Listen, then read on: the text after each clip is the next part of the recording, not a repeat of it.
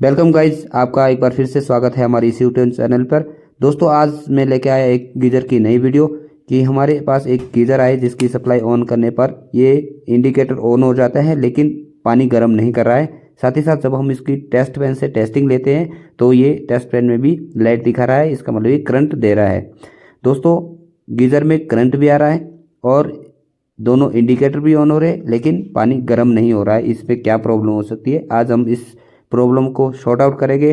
और साथ ही साथ इसके साथ हम एक दो तीन चीज़ें नए सीखेंगे कि गीज़र के अंदर क्या क्या चीज़ होती हैं और गीज़र की वायरिंग कनेक्शन कैसे होते हैं, सीरीज टेस्टिंग कैसे काम करता है। सीरीज टेस्टिंग के थ्रू हम इसकी टेस्टिंग भी करेंगे।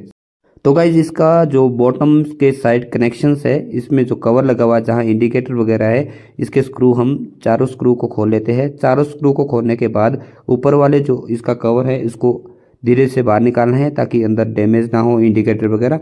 अब दोस्तों, जैसे आप देख पा रहे हो, इसमें दोनों इंडिकेटर है, एक रेड और एक ग्रीन।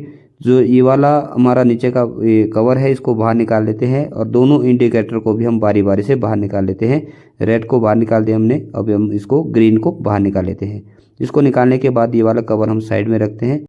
तो गाइस, जैसे कि आप अंदर देख पा रहे हो, बहुत सारी वायर्स है, इसको हम एक एक करके देखेंगे, एक एक करके सीखेंगे। जो हमारा ये कॉपर की प्लेट दिख रही है, ये है एलिमेंट, और ये जो साइड में ग्रीन कलर की वायर है, ये है अर्थ जो बॉडी के साथ जुड़ा है। और ये जो ब्लैक कलर की वायर है, ये एलिमेंट के एक टर्मिनल के साथ जुड़ा है। और जो हमारा रेड कलर का है, ये थर्मोस्टेट और ऑटो कट के साथ आगे ब्लू कलर में आगे जो है इसके एलिमेंट के दूसरे टर्मिनल के साथ जुड़ा है। दोस्तों, जिसको मैं प्रेस कर रहा हूँ, ये है रीसेट।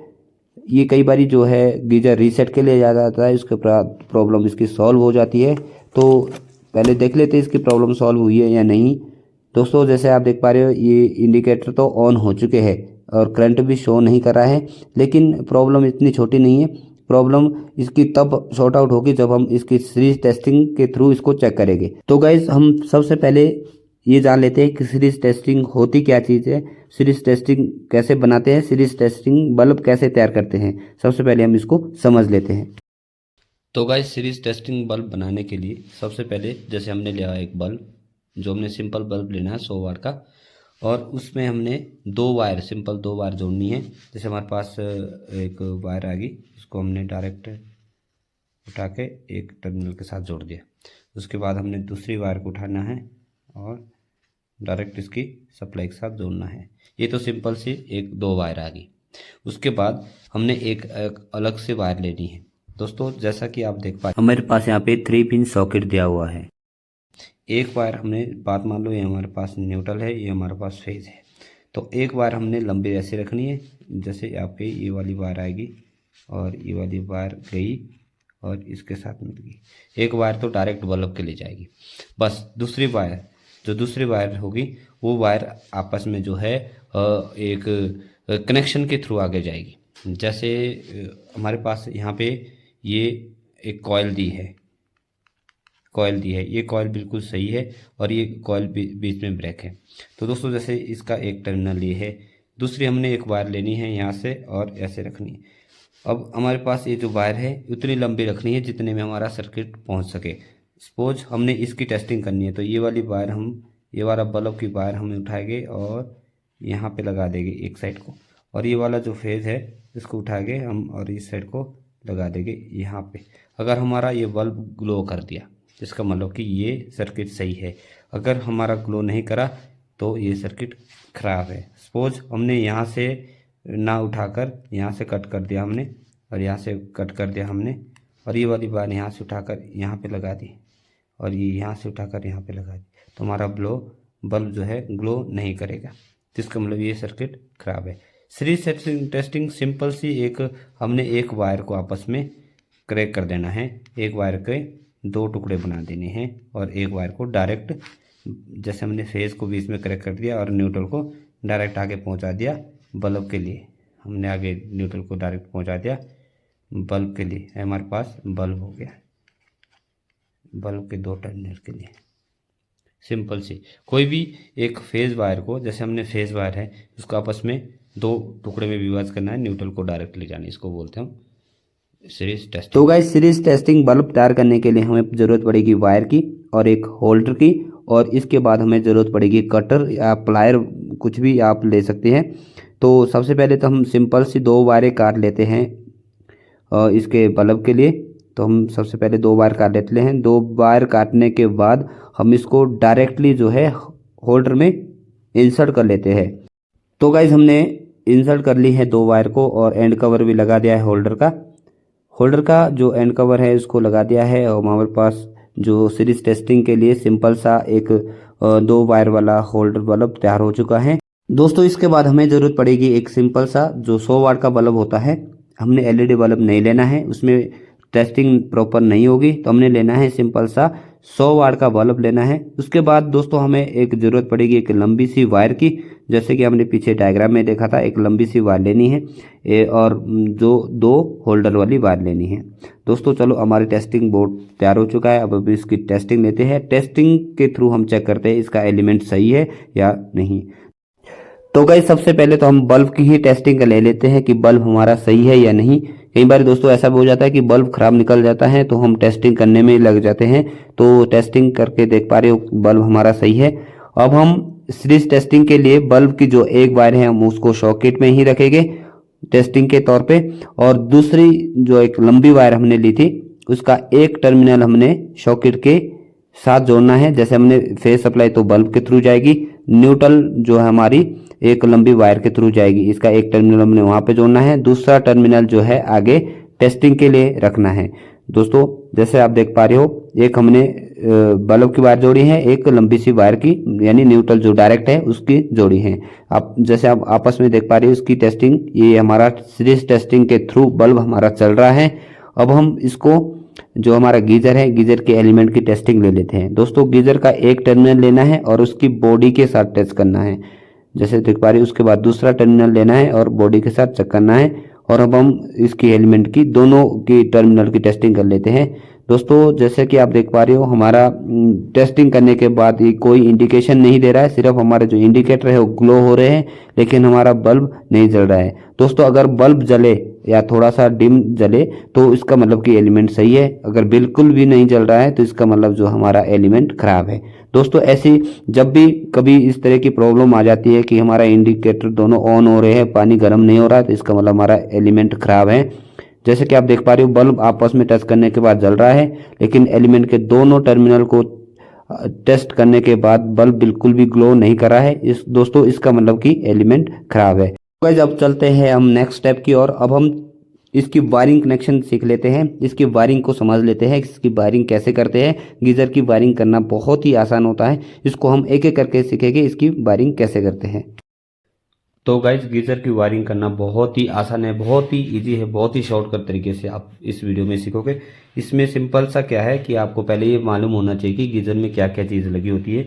गीजर में सबसे पहले जो है एक एलिमेंट होता है जो सबसे बड़ा रोल करता है जिससे पानी गर्म होता है। उसके बाद एक थर्मोस्टेट होता है और एक ऑटो कट होता है। इसमें 2 चीज़ होती है, एक हमारा ऑन पोजीशन में रहता है, एक ऑफ पोजीशन में रहता है। कैसे? जब हमारा एलिमेंट ऑन होता है उस समय हमारा थर्मोस्टेट वर्क करता है, जब हमारा थर्मोस्टेट ऑफ हो जाता है तो हमारा एलिमेंट के लिए आगे सप्लाई नहीं जाती है। लेकिन हमारा जो ऑफ पोजीशन में भी एक जो है ऑटो कट काम कर रहा होता है। जब कभी ऐसा फॉल्ट आ जाता है कि यहाँ से आगे बिल्कुल सप्लाई नहीं जा रही तो उस समय हमें रीसेट दबाना होता है, ये रीसेट के लिए आ जाता है। दोस्तों इसके बाद हमारे पास होते हैं 2 इंडिकेटर, एक रेड और एक ग्रीन। ग्रीन इंडिकेशन देता है कि हीटर ऑन है यानी एलिमेंट ऑन है, और जो हमारा रेड इंडिकेशन देता है कि पावर ऑन है। जब हमारी इनपुट सप्लाई, जैसे आप देख पा रहे हैं यहाँ पे इनपुट ऐसी सप्लाई है, जब ऐसी सप्लाई में अगर लाइट है तो हमारा रेड इंडिकेशन देगा, अगर लाइट नहीं है तो हमारा जो है रेड इंडिकेशन भी नहीं देगा। तो दोस्तों इसकी वायरिंग कर लेते हैं। इसकी वायरिंग बहुत ही आसान है। सबसे पहले तो हमने न्यूट्रल उठानी है। हमारे पास ये 3 पिन टॉप दिया हुआ है, तो इसमें एक फेज, एक न्यूट्रल और एक अर्थ है। तो हमने न्यूट्रल उठानी है। सबसे पहले हमने न्यूट्रल उठा देनी है। न्यूट्रल की सप्लाई हमने डायरेक्ट इंडिकेशन के थ्रू, जो हमारा इंडिकेटर है वहाँ से ऊपर से होते हुए सीधा हमने ले जानी है इसको डायरेक्ट एलिमेंट के लिए, जो हमारा हीटर का एलिमेंट है। उसके बाद हमने जो हमारा ग्रीन और रेड का इंडिकेटर है, इसके लिए हमने यहाँ से लूप करके सप्लाई देनी है हमारी न्यूट्रल की सप्लाई इंडिकेटर के लिए आ गई है और एलिमेंट के लिए आ गई है और न्यूट्रल का काम पूरा हो चुका है। उसके बाद हमने फेज सप्लाई देनी है, तो फेज सप्लाई सबसे पहले जाएगी हमारा जो ऑटो कट है इसके लिए, पहले वाला जिसमें रीसेट का बटन भी दिया होता है। उसके बाद यहाँ से जाएगी सीधी थर्मोस्टेट के लिए, थर्मोस्टेट से बाद उठ के जाएगी सीधी एलिमेंट के लिए। बस सिंपल इतनी सी वायरिंग है। इसके बाद हमने जो इंडिकेटर दिए है ऊपर रेड और ग्रीन, इसके लिए सप्लाई कैसे जाएगी, जो हमारा ऑटो कट यानी ऑफ वाला है उसके लिए जाएगी यहाँ से, यानी रीसेट वाला जो हमारा ऑटो कट है यहाँ से सप्लाई जाएगी सीधी रेड वाले के लिए, और जो हमारा ग्रीन वाला है वहाँ के लिए जाएगी यहाँ से सप्लाई, यानी जो हमारा थर्मोस्टेट है। अब ये कैसे वर्क करेगा कि जब हमारी सप्लाई, जब हमारा हीटर एलिमेंट ऑन होगा तो हमें ग्रीन इंडिकेशन देगा, क्योंकि इसके लिए फेज न्यूट्रल ऑलरेडी मिला हुआ है और हमारा फेज जो है इसके थ्रू जा रहा है यहाँ से। जब हमारा हीटर जो है इसका टेम्परेचर जैसे हमने सेट कर लिया, हमने 45 डिग्री सेल्सियस पे सेट करा हुआ है। जब हमारा यहाँ से सर्किट आगे ऑफ हो जाएगा तो यहाँ से फेज मिलना बंद हो जाएगा और हमारा ग्रीन इंडिकेटर ऑफ हो जाएगा, हमारा रेड इंडिकेटर ऑन ही रहेगा, क्योंकि इसके लिए न्यूट्रल यहाँ से मिल रही है और फेज यहाँ से मिल रहा है। अगर हमारा रेड भी ऑफ हो रहा है तो इसका मतलब ये वाला रीसेट के लिए आ गया, इसको ये वाला बटन हमारा रीसेट दबाना पड़ेगा। रीसेट के बाद हमारा जो है पावर ऑन दिखाएगा, इसके बाद सप्लाई आगे देगी। अब हमारे पास लास्ट बचा हुआ है अर्थ। दोस्तों अर्थ को हम जो है बॉडी, जो हमारा गीजर होता है, गीजर की जो बॉडी होती है, सपोज कर लो हमारे पास गीजर है, ये गीजर है, ये है गीजर। तो गीजर का जो ये सपोज कर लो हमारे पास ये बॉडी है, तो हमने अर्थ का यहाँ से उठाना है और यहाँ से उठा के हम डायरेक्ट जो है इसके बॉडी पर इसके कनेक्शन कर लेंगे। दोस्तों ध्यान रहे कि इसके बॉडी पर ही कनेक्शन करना है, इसका ना तो न्यूट्रल के साथ कनेक्शन होने चाहिए ना फेज के साथ कनेक्शन होने चाहिए। तो ये हमारा बात मान लो, ये हमारा गीजर है, गीजर की ये बॉडी है, इसके साथ इसके कनेक्शन करने हैं। आई होप आपको ये वीडियो समझ आ गई होगी। तो गाइज अब हम इसका गीजर का जो एलिमेंट है उसको बाहर निकाल लेते हैं। पहले हमने तीनों नट को खोलना है जो गीजर के एलिमेंट के साथ लगे होते हैं और उसको बाहर के साइड पुश करना है। जैसे कि आप वीडियो में देख पा रहे हैं गीजर का जो एलिमेंट है बिल्कुल ब्लैक हो चुका है। ये इसका जो एलिमेंट है वो अंदर से क्रैक हो गया था, इसलिए सप्लाई आगे पास नहीं कर पा रहा था। दोस्तों अब हम एक नए चीज़ आपको दिखा लेते हैं। जो गीजर होता है, गीजर के अंदर क्या चीज़ होती है कि गीजर के अंदर दोस्तों एक ग्लास वूल होता है जो हीट को जो है आपस में क्रॉस नहीं होने देता है, जिसकी वजह से जो गीजर में जो पानी है ज़्यादा टाइम तक गर्म रहता है। दोस्तों जैसे साइड के नट खोल लेते हैं और जो अर्थिंग वाला है, अर्थिंग के साथ जो नट होता है इसमें जो अंदर की टैंकी होती है गीजर की उसके साथ जुड़ा हुआ होता है, इसको हम ऊपर निकाल लेते हैं। खोलने के बाद जैसे कि आप दोस्तों देख पा रहे हो वीडियो में, जो टैंकी के साइड में आपका येलो कलर का है, ये है ग्लास वूल। इसका काम होता है गीजर में हीट को बनाए रखना।